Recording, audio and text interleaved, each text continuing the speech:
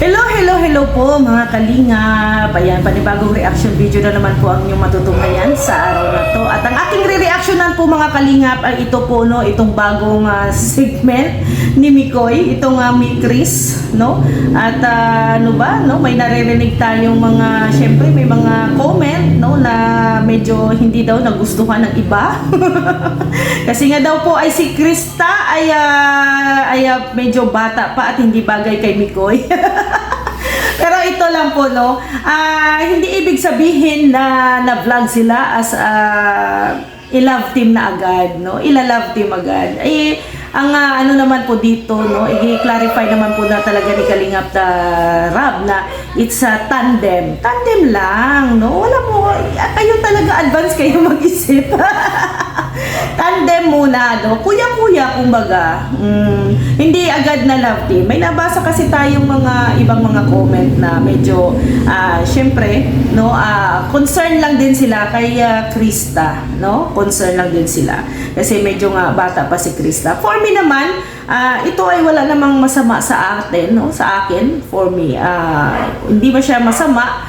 As a tandem, no, tandem, tulong, no, tulong din kay Krista to para syempre makilala. So kung alam nyo, kung hindi lang minor de edad or nasa saktong gulang lang ito si Krista, maganda ang kanilang chemistry ni Mikoy, no. Unang-una, nakitaan ko sila na same sila ng medyo may pagkakalog din sa vlog. At syempre same sila ng talent, magaling kumanta. At pero nga, no, medyo ang hadlang talaga doon ay ang kanilang ang edad, no, ang edad ni Krista. Medyo ano pa talaga, hindi pa hindi kung sa i-love team, hindi pa talaga siya akma, no, hindi pa ano na hindi pa legal kumbaga if a love team. Pero kung tandem, no, iba kasi yung tandem at saka love team. Yung tandem lang as a kuya-kuya, good vibes. Kumbaga ganon ang gagawin, ganon ang ginagawa, no, ng tandem. Iba naman yung love team. Kasi nga po, yung iba po natatakot, no, ang mga ibang mga viewers natin natatakot na baka daw i-love team si Krista, ma-develop ang bata-bata pa, no, ma-develop daw. Kasi mostly ngayon sa mga love team ay nagkaka-developan. Pero syempre, alam naman po yan ni Kalingap Rab, no? Huwag niyo pong pangunahan si Kalingap Rab. Alam niya po yan, no? At syempre ito, no, ang ginagawa ni Kalingap Rab ay tulong po ito kay Krista para makilala, matulungan, no, kung ano pa. At syempre ma-develop din po si Krista, no? At siya sana ay support po natin kung ano po yung mga plano ni Kalingap Rab dito, no, sa tambalan na ni Mikoy at ni Krista. So ito po hindi pa po ito love team wala pang wala pang inanunsyo na isa love team, tandem lang, tandem.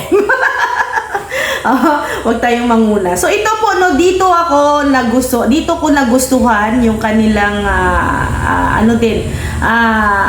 yung aura, no, yung aura ni Mikoy at ni Krista, no. Panoorin niyo po. Babay talaga.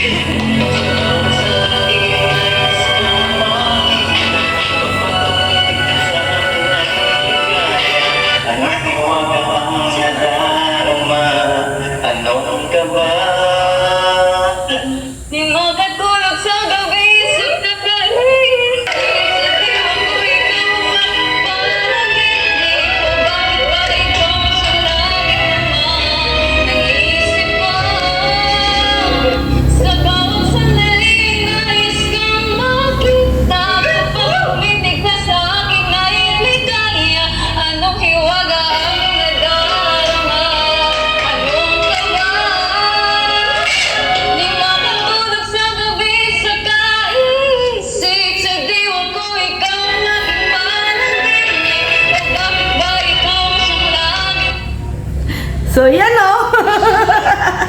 Ang galing, no, ang galing ng dalawang ito, ang galing ng tandem nila. So, dito pa lang, no? Dito pa lang mapapangiti ka na sa kanila, sa kanta nila. Parang ano kasi, pag si Mikoy kasi ang kasama or ka vibes ni Krista, no? Na ilalabas ni Krista ang kanyang talent, no? Na ilalabas ni Krista ang kanyang talent. Sa bawat sandali, nais kang maging na kapag tumitig ka sa akin ay ligaya. Anong hiwaga ang nadarama? Anong kaba? So, ayan, no? So, napaka-talented talaga ni Krista, no? At saka si Mikoy din, alam nyo, magaling din talaga tong kumanta din si Mikoy. May talent din po talaga to si Mikoy. Kaya, kumbaga, ano talaga sila, match na match, no? As a tandem, no? Ano lang, as a kuya-kuya lang, alam nyo, no, at laking tulong to kay si Mikoy kay Krista, no, laking tulong. Kaya sana ay suportahan po natin, no, ang tambalan, no, tandem ni Mikoy at ni Krista. Lungkot ko pa nga kanina eh, tapos Ano nararamdaman mo ngayon? masaya. Kaya pa kanina. Kasi kanina, nung nag-uusap kami ni Kuya, sabi ni Kuya official na. Kaya, kala ko talaga hindi na tayo magkikita. Akala ko last time. Tapos, ganito talaga. Sabi ko nga sa'yo, di ba, nung mga unang vlogs natin, andito lang lagi si Puma. Hala. Dead ngayon. Sabi nga sa'yo, ito Opo. ginawa ko. Masayang masaya. 100%. Kahit nga si Kuya Tatay, na tinarami ko, sabi ko, sabi ko, sasabi ko kay Kuya Tatay, nalugot si Kuya Tatay, sabi ni Kuya Tatay, sigurado ka na ba? Thank you. Bakit?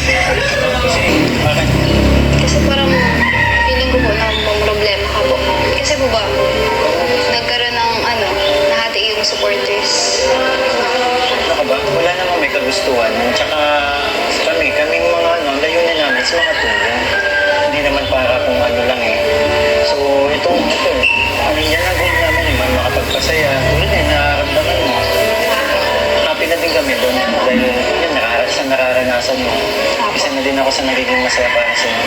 Pero alam mo kuya, napag-isip-isipan ko po. What if, giveaway na lang po.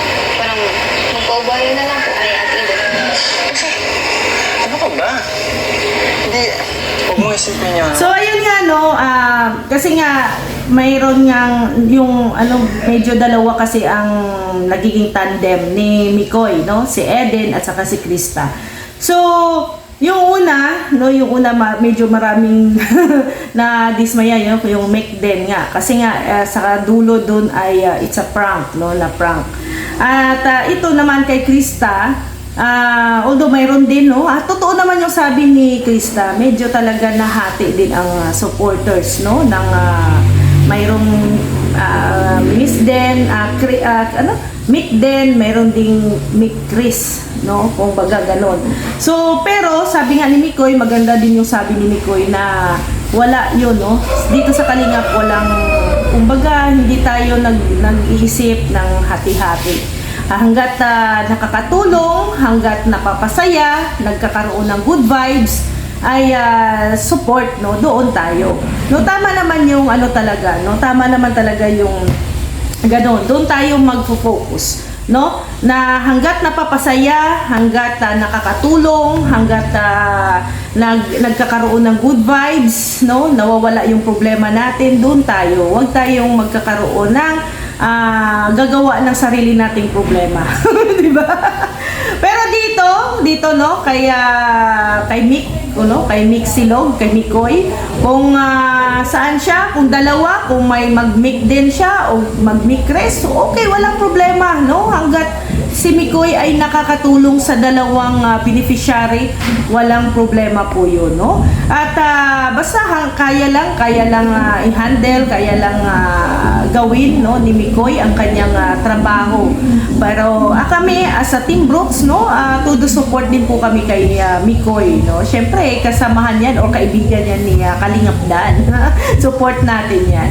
At basta tayo na mga viewers, tayo na mga supporters, no, wag nating pag-away o pagsabungin.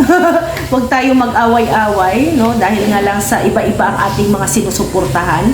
Basta dito po, no, suportahan natin lahat, lalo na ang programa ni Kalingap Rab, 'di ba?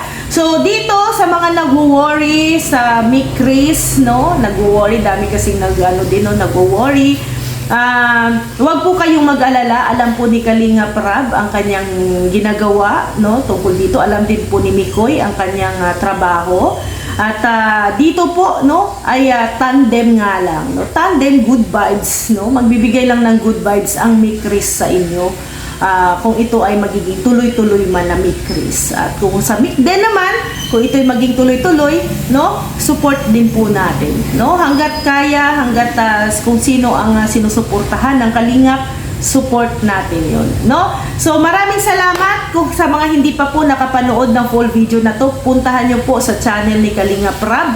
Doon po makikita po ninyo ang buong video at buong detalye po, no, ng vlog na to. So please po, pakisupport nyo po ang channel ni Kuya Val Santos Matubang, Ate Edna Vlogs, Kalingap Rab, at syempre kay Kalingap Dan. At huwag niyo pong kalimutan ang Team Brooks. Syempre, maraming salamat. God bless po sa ating lahat. See you tomorrow. Bye-bye po.